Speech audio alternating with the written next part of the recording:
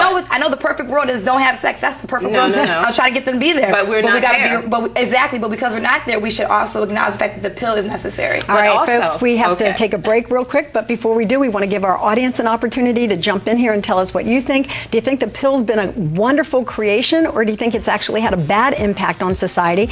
And you personally, how did it affect or change your life? If you want to tell me what you think, you can email me at lynn@lynndoyle.net. You can also find me on Facebook, MySpace, and YouTube. And you can friend me at Lynn, It's Your Call Doyle on Facebook, or join my group there. Be sure to let me know if you saw me on this network. We're going to take a quick break, and when we come back, we'll have more debate, including how society has been impacted by the pill. We'll be right back.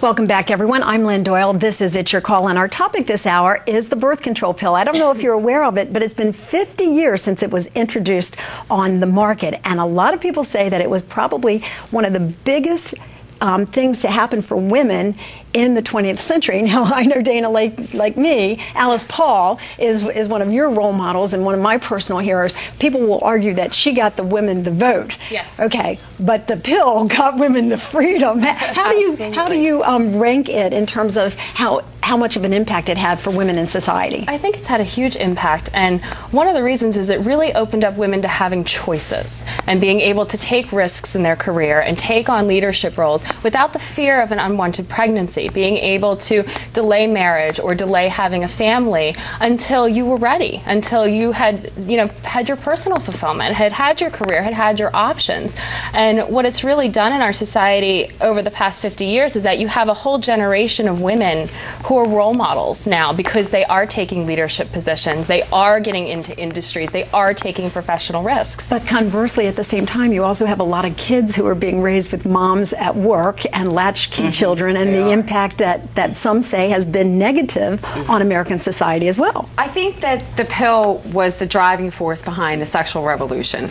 And all revolutions have consequences, and I think people just need to recognize what some of those consequences are, including the increased rate of STDs, including out-of-wedlock births, including abortions. That's all part of the legacy of the pill, and I don't think that's been good for women. And I would just challenge the idea that women needed the birth control pill to give them freedom and power and to move on in their careers, because I think there was a lot of that before the introduction of the pill. Well, what I would challenge is the whole idea of linking the pill to the beginning of the sexual revolution, because the pill was only available to married couples in the 60s and early 70s. So the sexual revolution happened whether or not single women were able to have the pill or not. And there are also other contraceptive methods that were going on at that time. So how does the pill specifically start the sexual revolution? I'm just saying it was one of the driving forces behind the sexual revolution, and I think that, yes, I'm sure people have always been having sex outside of marriage. I don't think that's a good thing, but that has consequences. But whether it's good or not, it's what's happening. That's the point that I think we need to focus on. Whether I think we all have our own personal opinions, what's right and wrong. And I actually agree with a lot of the things you guys are saying.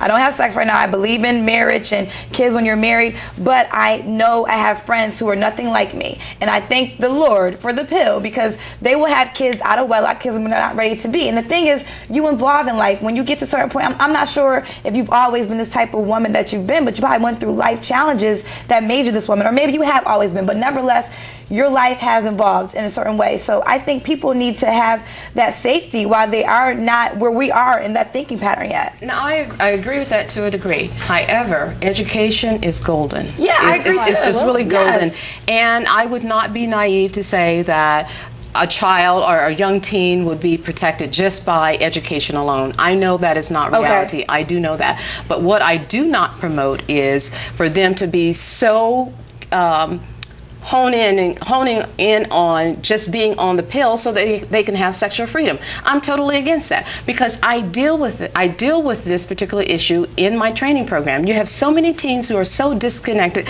psychologically and emotionally, and you have to do something to cure that, because that's an internal problem, and having sex to feel good about yourself doesn't help the situation. I agree with you totally. That's the other aspect of the reality. Yes. And of course the fallout continues. It goes back to education. Many of them are not returning to to get an education. That's a problem. That's a long-term problem. But this is not a discussion about pills just for teens, though. Like, I think you're isolating. I am. Okay, I am. That's my passion. Yeah. That is my passion. Right. It's my passion as well, too. Because I know adults, you can make any decision you want to make as an adult. Right. But when you place a child in this world without infrastructure, you're setting that child up to fail. And you and I agree on that. I would just say that I think every woman needs about information. It doesn't matter what age you are. 56% of the women entering into an abortion facility were using, or 54% were using the birth control pill or condoms when they got pregnant in the month they became pregnant. Planned Parenthood gives that statistic. They like to blame that on women, saying it's user failure. I think women are smarter than that, and I think it's the failure of the product. So there are side effects. It doesn't work as effectively as people think it does,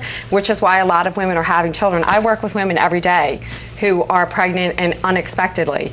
Those women, most of the time, were using some form of birth control, very often Depo-Provera or the pill.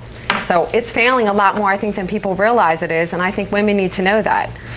We're giving you an opportunity to tell us what you think, if you have an opinion or perhaps a personal experience on how the pill somewhere in the last 5 decades impacted your life or affected your life. Did it keep you from having a child when you wanted to have sexual freedom? Did it help you control how many children you had?